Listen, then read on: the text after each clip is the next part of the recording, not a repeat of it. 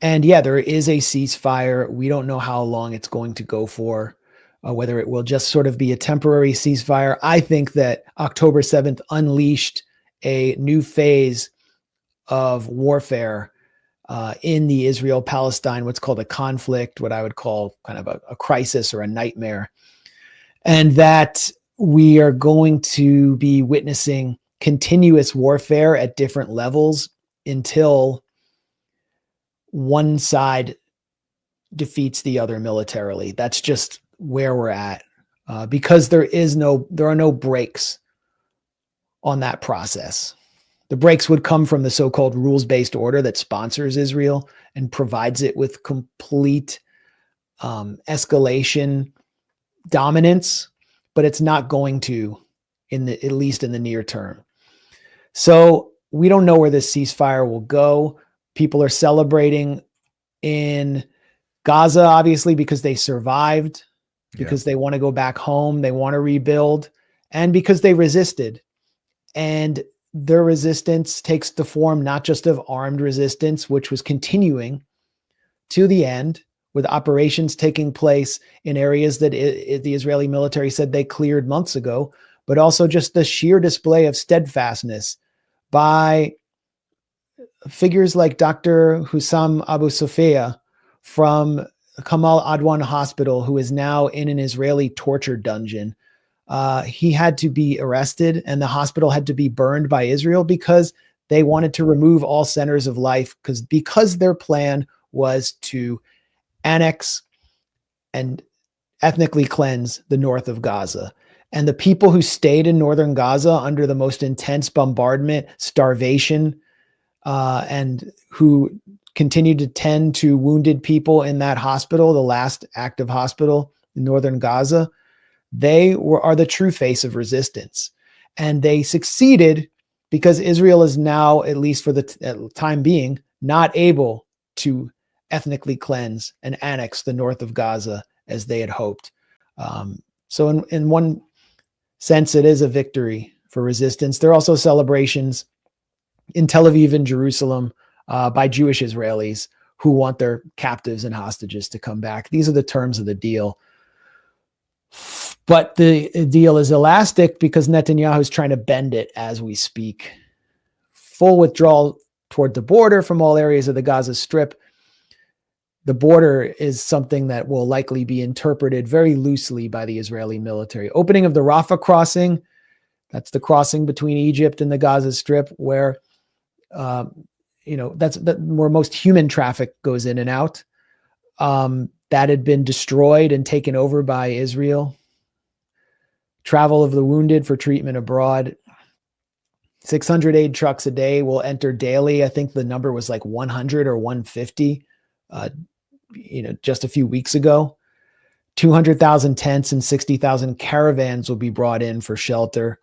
The tents were being sold on the black market in Gaza, and a lot of people were unable to afford them. Caravans are like mobile homes.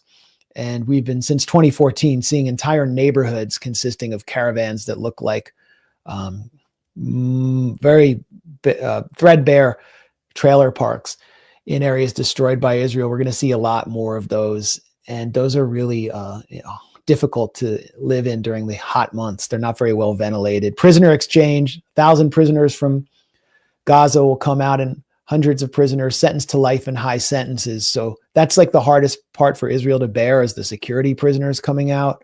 I wonder if one of them will be Marwan Barghouti, clearing the occupation prisoners of all women and children under 19 years old. I mean, that would be enormous if that took place. And this is also, it's why the Al-Qassam brigades of Hamas took women prisoners and took captives who were minors on October 7th, was to exchange for the hundreds and hundreds of children who are in Israeli prisons. Withdrawal from the Netzarim corridor and the Philadelphia corridor gradually. The Netzarim corridor is a de facto military base cutting off the north of Gaza from the rest of the Gaza Strip, and it was intended to prevent the population of the north from existing, and it was also a base for Israel to stage attacks all across the Gaza Strip.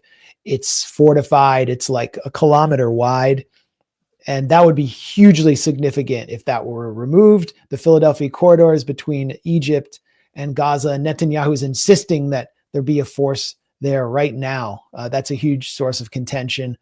Return of all displaced persons to their areas of residence and freedom of movement throughout Gaza. That would be a major defeat for Israel, trying to keep everybody out of the north, out of Jabalia and those areas.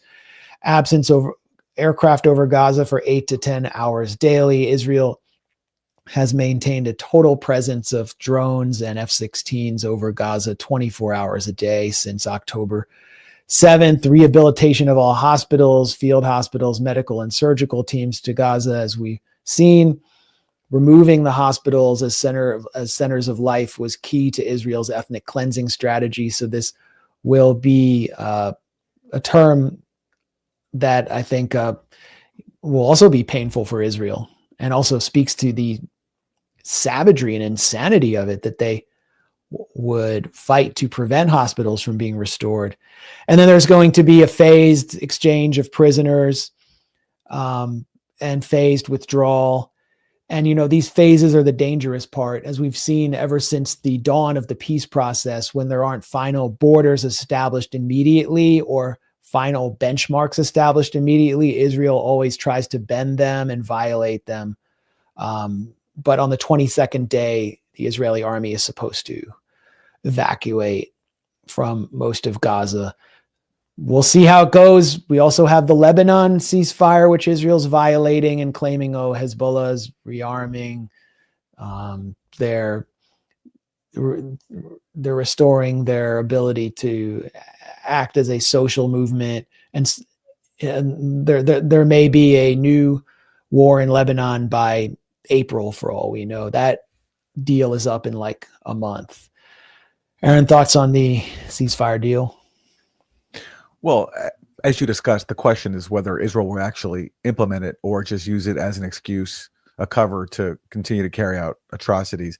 Already, Netanyahu is saying that Hamas is using blackmail, although he didn't specify over what. And of course, I just reflexively think anything he says is a lie. It's Israel that has always imposed new conditions that they knew Hamas couldn't accept to make a deal impossible.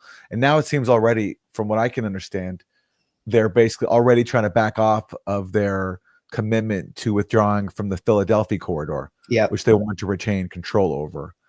And if they won't do that, if they won't meet up to that part of the deal, then it's just hard to see how anything goes into effect. And Netanyahu delayed a vote on the deal with his cabinet, although apparently now it will happen on Friday.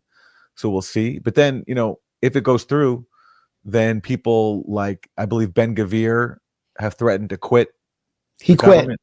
He did quit. Okay, wow. He did quit already. So but then there's a question of whether Netanyahu's government survives. And if it doesn't survive, can this deal even go through? I mean, that's the problem with a country that is founded on ethnic cleansing and has only grown more extreme as a result.